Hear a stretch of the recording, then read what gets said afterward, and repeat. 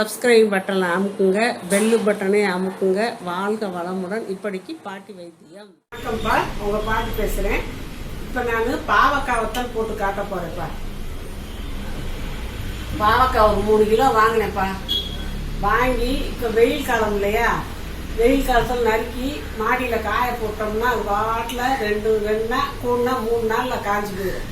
அப்புறம் தயிரில் உப்பு போட்டு அப்புறம் அதை கலந்து காய போட்டு பத்தலாம் எடுத்து வச்சுக்கிட்டோம்னா இந்த வெயில் காலத்தில் இந்த கூழ், மோர் சாதம் இதெல்லாம் சாப்பிடுவோம் இல்லையா, சாம்பார் கூட இதை வறுத்து வச்சுக்கிட்டோம்னா சூப்பராக இருக்கும்ப்பா. தேவைன்னா வறுத்துட்டு மேலாக கொஞ்சம் உப்பு மிளகாப்பொடி போட்டு வச்சுட்டா காரமாக இருக்கும். காரம் தேவையில்லைன்னா சும்மா வறுத்து லேசாக உப்பு தூவி வச்சுக்கலாம். இதில் உப்பு தடவி வைப்பேன், தயிர் உப்பெல்லாம் போட்டு. இந்த வத்தலுங்கும் போது லேசாக போட்டு தடவணும். இப்போ இதை நான் இப்போ ரவுண்டாக நறுக்கு வைப்பேன்.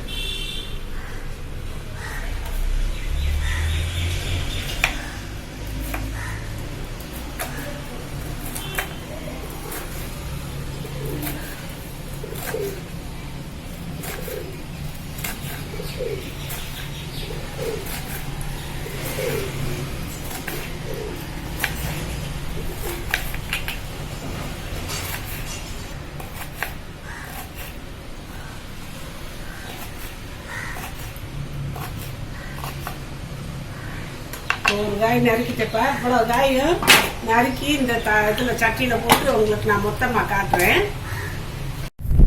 3 கிலோ பாவக்காயும் நறுக்கியாச்சு. இப்போ மொட்டை மாடியில் இந்த சேலையை விரித்து காய போட்டுடலாம். நல்லா நம்ம வீட்டிலங்காட்டி சுத்தமாக கழுவிட்டு பாவக்காயை முழுசாக கழுவிட்டு இன்னும் இதை இப்படி விரித்து விட்டு கொத்தி விட்டுருவோம். 2-3 நாளில் காஞ்சிடும். நம்ம விலைக்கு வாங்கினாலாம் இப்படி இருக்காது. அது எங்கே காய போடுறாங்களோ என்ன செய்கிறாங்களோ நம்ம திருப்தியாக நம்ம செஞ்சுக்கலாம்.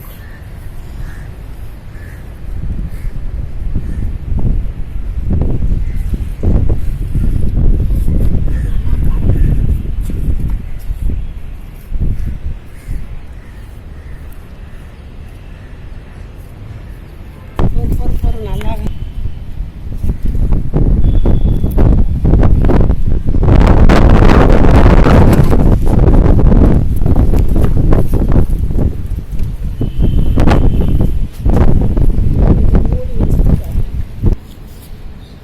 இப்போ நல்லா பொத்தி விட்டாச்சுப்பா லேசான சேலையில். இது 3 நாள் 2 நாளில் கூட இது நல்லா காஞ்சிரும், சருகாக காஞ்சிரும். காஞ்ச பிறகு நான் உங்களுக்கு காட்டுறேன். நல்லா சுத்தமாக காயுது, எதுவும் தூசி துப்பு எதுவும் இருக்காது. நம்ம அதுக்கு தான் நம்ம வீட்டில் செய்யணுங்கிறது. 3 கிலோ பாவக்காயை சுத்தமாக கழுவியாச்சு, கழுவி நறுக்கியாச்சு, காய போட்டாச்சு. இப்போ அன்றைக்கு பாவக்காய் நறுக்கி போட்டது 2 நாள் ஆகுதுப்பா. ஓரளவுக்கு காஞ்சிருக்கு. இதில் வந்து நம்ம தயிரும் உப்பும் போட்டு கலக்கி வச்சுருவோம். கலக்கி காய போடணும். இந்த கசப்பான பாவக்காய்க்கு கொஞ்சம் உப்பு கொஞ்சம் ஜாஸ்தியாக இருந்தாலும் பரவாயில்ல, அதை பற்றி இது பண்ணாதீங்க. உப்பு இருந்தால் கொஞ்சம் கசப்பு தெரியாதுப்பா. இந்த தயிரை ஊற்றுறேன்ப்பா.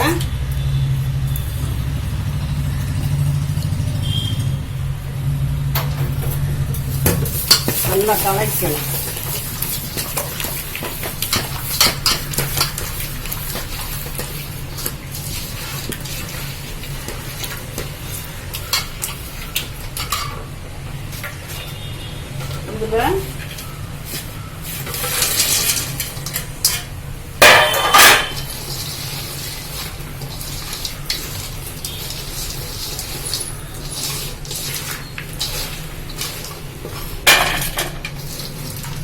இதில் தட்டில் போட்டு பரப்பி வெயிலில் கொண்டு போய் வச்சிடலாம்ப்பா.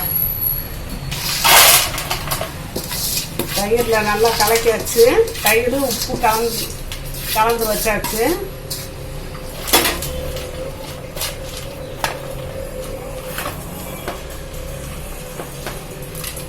நல்லா வெயில் அடித்தா இன்றைக்கி ஒரு நாளில் அது காஞ்சிருப்பா. நான் போய் மாடியில் வச்சுட்டு வந்துடுறேன். பாவக்காய் வத்தல் ரெடி ஆயிடுச்சுப்பா. பொரிச்சோம்னா சூப்பராக இருக்கும். இதை வந்து நம்ம டெய்லி நம்ம பாவக்காய் சேர்க்க முடியாது. இதுன்னா சும்மா ஒரு 4 நாள் கூட இந்த குழம்பு தாளிக்கும் போது, காய் தாளிக்கும் போது 2 வாரத்தை எடுத்துக்கிட்டோம்னா இந்த சக்கரைக்காரவங்களுக்குலாம் 2 பாவக்காய் இந்த மாதிரி ஆகிட்டு போயிருக்கா. முடிஞ்சு இப்போ நான் வறுத்து காட்டுறேன்ப்பா. கொஞ்சம் எண்ணெய் காயட்டும்ப்பா. எண்ணெய் ஊற்றி வச்சுருக்கேன். நல்லா காஞ்சிருச்சுப்பா. இப்போ போட்டுடலாம்.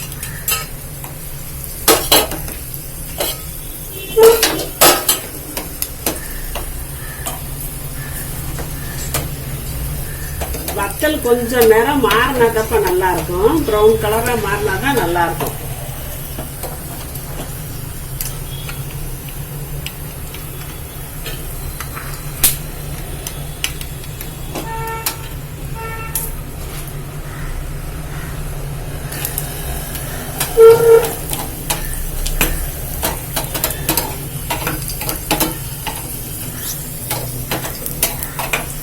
கொஞ்சமா எண்ணெய் ஊற்றி தான்ப்பா வறுக்கணும்.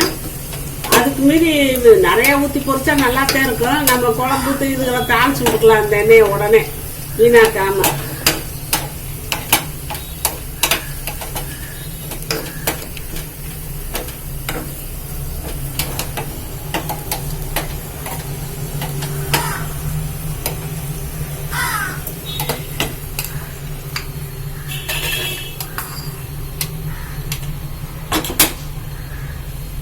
இப்போ வத்தல் வறுத்தாச்சுப்பா. டெய்லி நம்ம சாப்பாட்டுக்கு 2 வச்சு செஞ்சு சாப்பிட்டுக்கலாம். வேணா இதில் கொஞ்சம் நம்ம உப்பெல்லாம் போட்டிருக்கோம், கொஞ்சம் மிளகாப்பொடி போடலாம். போட்டு காரமாக வேணால் காரமாக சாப்பிட்டுக்கலாம். நான் மிளகாப்பொடி போட மாட்டேப்பா, அது வேற வயிற்றுக்கிறது போடும் அப்படின்ட்டு. இப்போ இப்படி ஒரு டப்பாவில் போட்டு மூடி வச்சுக்கலாம்ப்பா.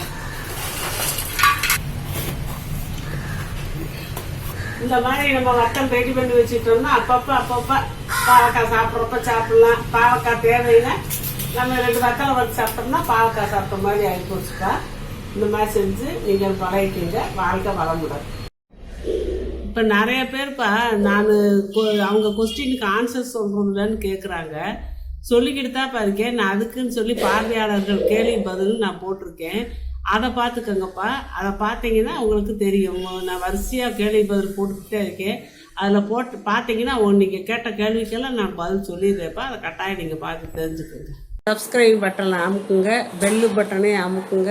வாழ்க வளமுடன். இப்படிக்கு பாட்டி வைத்தியம்.